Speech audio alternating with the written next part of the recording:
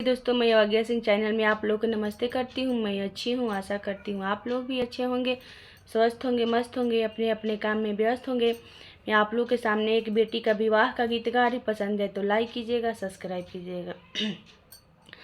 खेलता में रहली बेटी सारिया, अइले डोलिया हो कहार।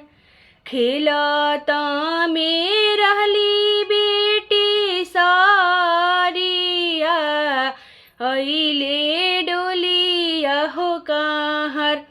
डोलिया चढ़ा के बेटी के ले गईले हो, जहवा कोई ना उनकर। डोलिया चढ़ा के बेटी के ले गईले हो, जहवा कोई ना उनकर।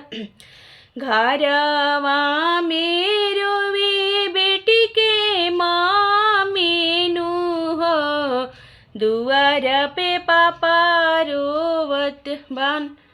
घरवा में रोवे बेटी के माँ मीनू हो, दुआर पे पापा रोवत बान।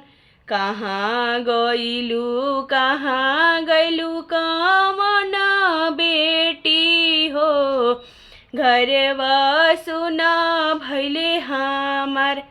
कहाँ गइलू कमन बेटी हो, घरवा सुना कैलू हमार। आमा जेरुवाली सुतही बेरिया हो, गोदिया सुना भैले हमार।